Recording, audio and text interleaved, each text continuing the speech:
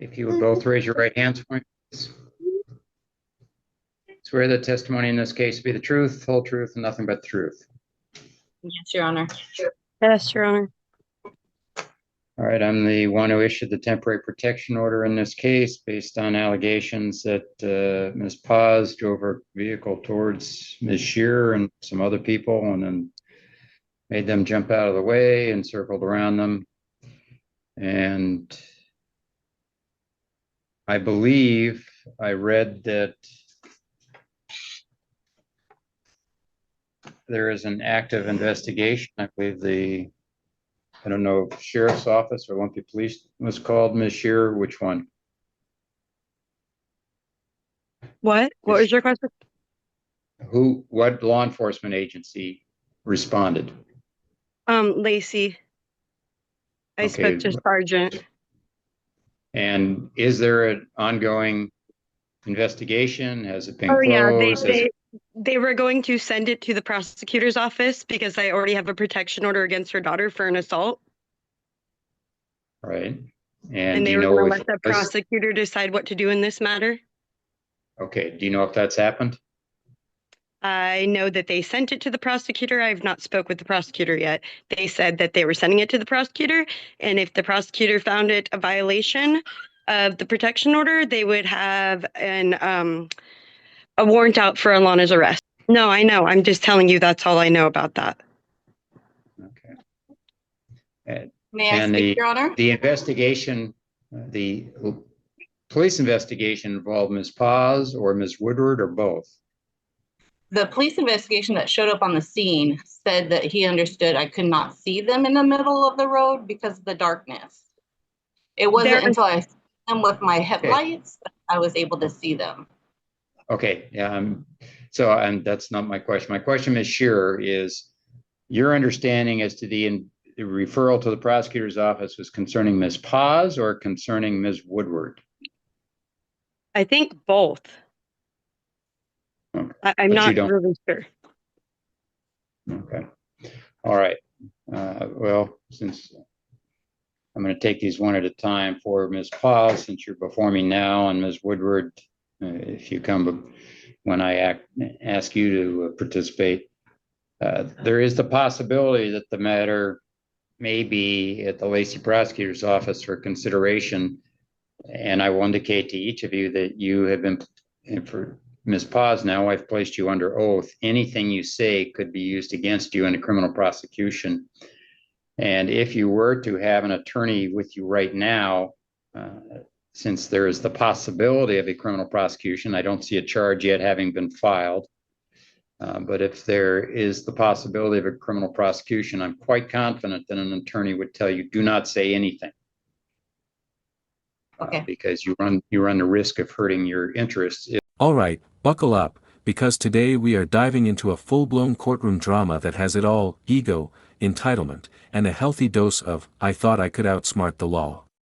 Our main character, a grown man, or as the court might suggest, a sovereign citizen, who decided to represent himself, question everything, and generally act like the world exists to cater to him. You're about to witness someone trying to argue that spelling his name weirdly, refusing a driver's license, and ignoring basic legal requirements somehow grants him freedom.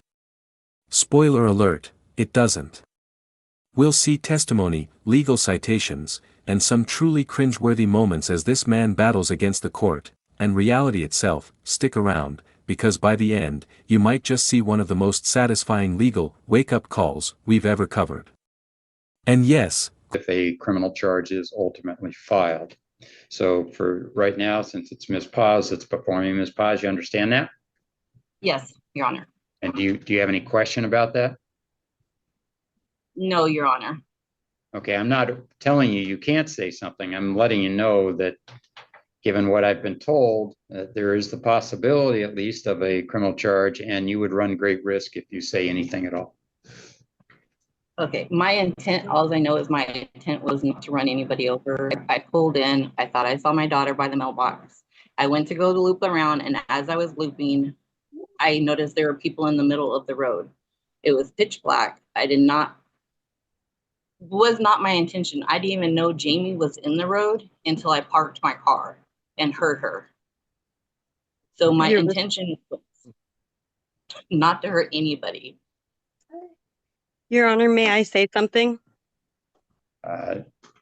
Briefly, Miss Sure. Okay, the speed limit is 5 miles per hour and it's posted all through the complex. She should not have even been driving 20 or 30 miles an hour towards anybody to begin with.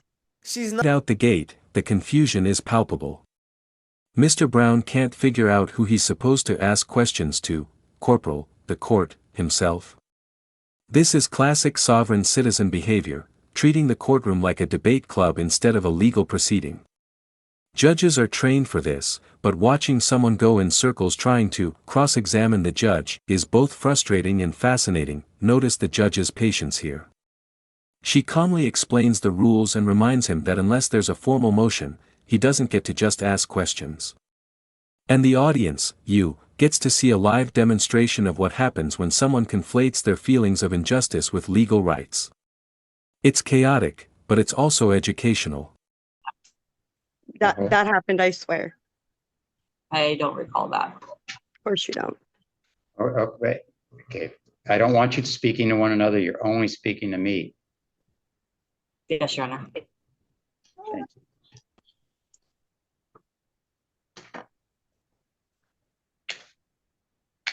And Ms. Sure, tell me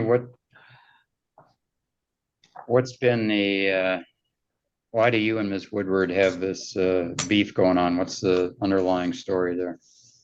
We were friends, and then one day she started sending me awful messages on Facebook Messenger, and because I didn't give her the response that she was wanting, she showed up at my front door with my children present in my home.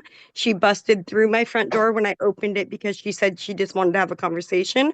And then she proceeded to assault me on my living room floor, beat the crap out of me, giving me a moderate concussion, a bloody nose, bruises all over my body in front of my 1-year-old son and my 14-year-old son, who was begging Alana to get off of me, and the neighbor had to come and pull her off of me. I did not even touch her. That is not true, Your Honor. There are multiple. Okay. Yeah, That is I haven't true. asked you anything yet, Ms. Woodward.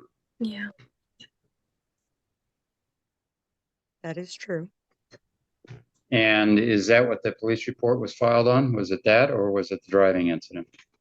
The driving incident. Okay, now let me ask, this is to Ms. Shear. Oh, There were police reports for both incidents, and Alana was charged for the assault that she did on me. And yes, it happened.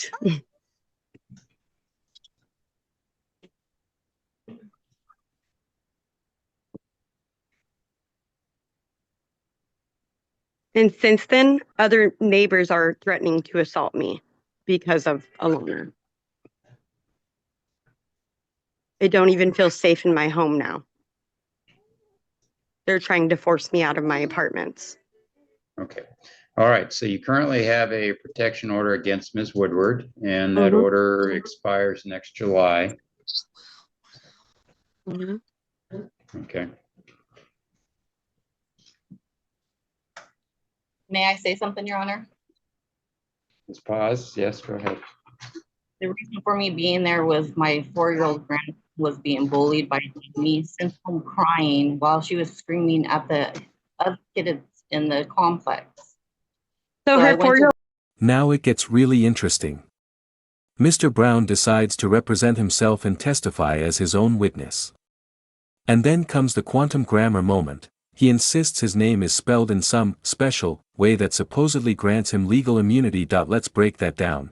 Quantum grammar is a pseudo-legal belief that altering the spelling of your name changes your legal identity. It doesn't. Courts have consistently dismissed this argument. But for viewers, it's fascinating to see someone earnestly trying to use linguistic loopholes to dodge the law.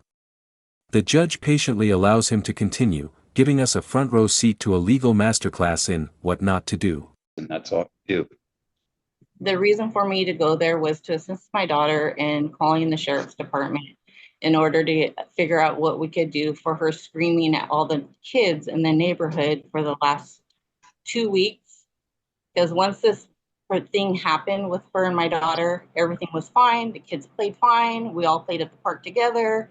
Nobody said a word to anybody for at least 2 months, a month.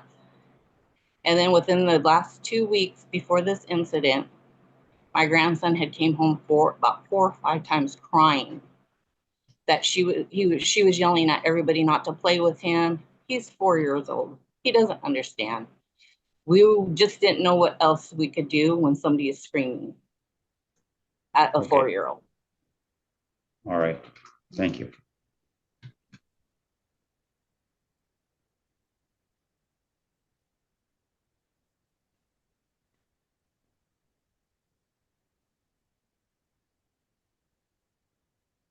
May I say something? No, not yet. I'll let you know. Okay.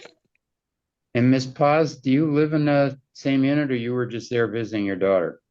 I was just going there because my daughter was going to call the police. I live at a different residence. Okay. I only go there to assist my daughter. I barely even see Jamie. Ms. Paz, I have continued the temporary order that I previously entered in this case. You're to have no contact with Ms. Shearer or her children and not harm them in any way. And you are ordered to stay 10 feet away from Ms. Shearer and her children and 10 feet from their residence, 10 feet from the vehicle owned by Ms. Shearer, and 10 feet away from her children. Understand, Your Honor. This order will be in effect for 1 year from today's date. Ms. Shearer, if you need to have it renewed, you'll have to petition the court at that time. Thank you, Your Honor. All right. Thank you, Ms. Paz. Am I free to? You're free to go. I've signed the order. It doesn't need to be reserved since you both were present. And if you wish to get a copy of the order, you're welcome to contact district court to receive a copy.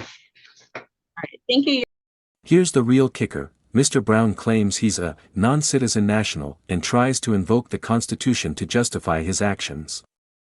Sovereign citizens often think saying, "I reserve all my rights," magically nullifies laws. Reality check. It doesn't. The legal system doesn't operate on self-proclaimed titles or constitutional buzzwords shouted in court. Every word he utters, trying to reinterpret rights and citizenship, only strengthens the prosecution's position. This is the moment where you start rooting for the court to calmly, methodically dismantle these arguments, which is exactly what happens later. Court did not issue a temporary order at the time of your last hearing. Tell me briefly why you think you need a protection order. Been so many situations. This protection order is more for my children than it is for me. Jamie bullying my son, yelling at my son, like my mom said. He come home crying on occasions. I'm normally outside with him. I just stay on the back porch or on the front porch because anytime I'm anywhere else located in the apartment, this is seems to be very triggering for Miss Shearer. She's tried to call the police for multiple occasions. The police have told themselves that I should get a protection order against her. My attorney has told me to get a protection order against her because the things that she's been doing should not be okay. They should not be allowed. My son, like my mom said, is only 4 years old, and I've tried to explain to him multiple times about, why this is happening and everything, but an adult should not be able to bully a 4-year-old the way that she does.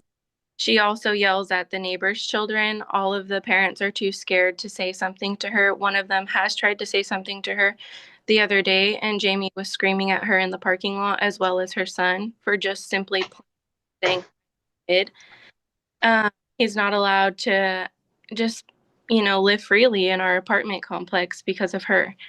And I just don't know what else to do other than to get a protection order for him so she can, or I don't know what party is, but bullying other children in the neighborhood who are not even her own, if they play with my son or, are kind to my son, they're not allowed to play with her children, and her children have to come inside. She's like causing this big thing in our apartment complex, and it's just getting ridiculous. And these are all children, and she's a grown up doing this. All right, thank you. Ms. Shearer. Hi. Anything you want to say about the allegation that you've been speaking to? Absolutely. Absolutely. I would Child. never, how I act around kids when she beat me up in front of my children. So Okay, first of all, that's I not want the, to tell that's the you, point. I want to tell you, Miss Sheriff, stop. I'm trying to Answer tell my you, question. No, okay, my question is, do you have contact with Ms. Woodward's children? I'm not worried about Ms. Woodward. I'm just asking her children. no. In fact, my nephew plays with her child and that's fine. But tell me why my 15-year-old and 10-year-old would want to play with her kid. There is absolutely no way they even want to play with her 4-year-old. She's like trying to force it to happen. And the other neighbor kids don't play with her kid over my kids because they've been friends with my kids for the 8 years we've lived here. We've lived here longer than she has. So I don't tell the other kids not to play with her kid. I tell them not to play with my kids at the same time as her kid. And as a mother, that is within my right to not have her children or anyone associated with her around my children after the assault. Here's where the law hits hard. Mr. Brown admits he canceled his own driver's license, has no valid title or registration, and refuses lawful orders. In plain English, he was driving illegally. This is an important teaching moment for viewers. Courts are not arbitrary. Requirements like licenses, registration, and obedience to lawful orders exist to protect everyone. No amount of self-representation or sovereign citizen rhetoric changes that. And watching him squirm under the court's calm, procedural dismantling of his claims is both satisfying and